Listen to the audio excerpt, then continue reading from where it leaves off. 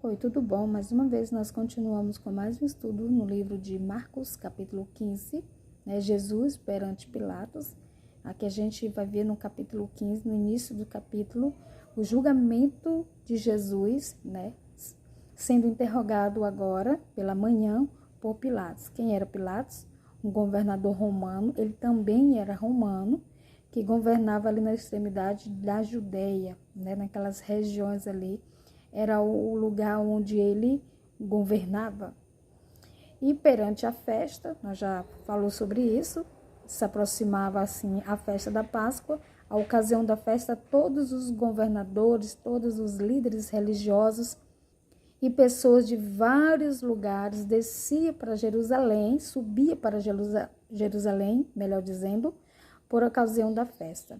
E Pilatos estava também em Jerusalém por questão da festa, né? Para ter o controle dos judeus, era necessário que eles fossem para lá, porque ia ter um acúmulo de muita gente. E para evitar qualquer suposta rebelião, era necessário que os governadores, né, que as pessoas que eram responsáveis por aquele lugar, estivessem também ali para inibir qualquer possibilidade de algum ato, né, de rebelião. Logo pela manhã, entraram em conselho os principais sacerdotes com os anciões e os escribas, e todo o sinédrio, e amarrando Jesus, levaram-no e o entregaram a Pilatos. Então, você observa que eles mantiveram o Senhor sobre o seu poder, né, amarrando pela manhã, porque nós sabemos que ele foi apanhado ainda pela madrugada no Monte das Oliveiras e levado pelo sinédrio e passou ali o julgamento do sinédrio.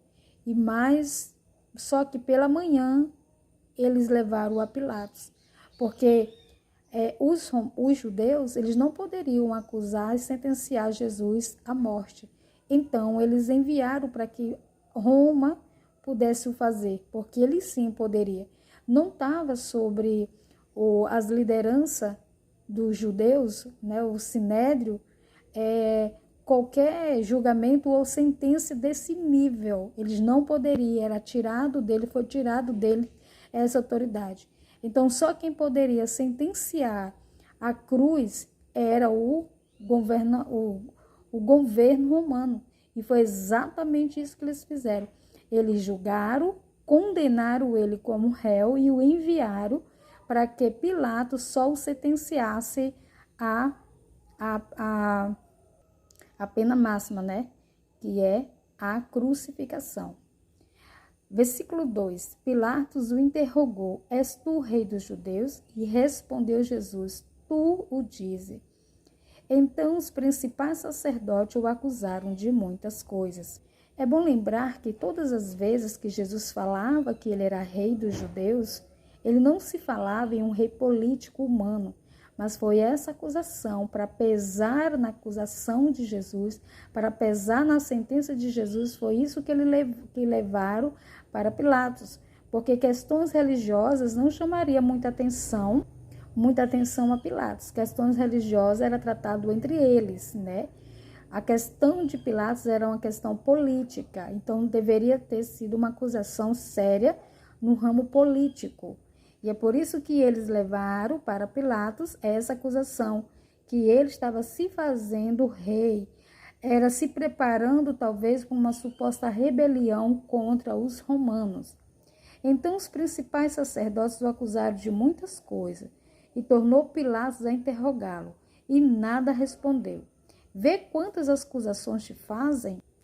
Lembrando que Cristo era um judeu, e ele estava sendo entregue pelos próprios judeus, próprios irmãos, né, para ser acusado e sentenciado pelo poder romano. Jesus, porém, não respondeu palavra, a ponto de Pilato muito se admirar. Então você observa que mesmo o Senhor sendo acusado, mesmo o Senhor enfrentando toda a hostilidade, enfrentando toda a ira, toda a cólera daqueles que eram seus algozes, ele mantinha firme em silêncio. Ele não abria a boca nem para se defender. Ele era um homem tranquilo, foi um homem calmo e totalmente equilibrado. Ele não era fraco, ele não era medroso. Ele simplesmente não permitiu que o que estava acontecendo no momento tirasse ele, o equilíbrio emocional do Senhor, tirasse dele o domínio próprio. E o silêncio, às vezes, é questão de equilíbrio, é questão de manter o foco, manter a convicção.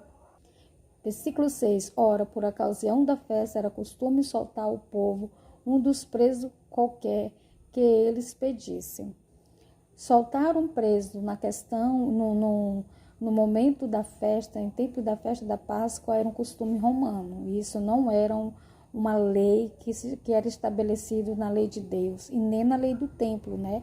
Era um costume totalmente romano. Havia um chamado Barrabás, preso com mutinadores, os quais em um tumulto havia cometido o homicídio. Esse Barrabás aqui, gente, ele não era um preso qualquer. Ele não era tipo um preso que estava preso porque havia assaltado, estava preso porque havia matado para roubar, não. Esse Barrabás, ele era um preso político. Ele se levantava com muita força contra os romanos, né? Então, ele fazia essa rebelião junto com os seus companheiros, era para se livrar, né, dos poderes romanos. Ele era um político, ele era um preso político que se levantava contra, né, as hostilidades romanas que havia naquela época.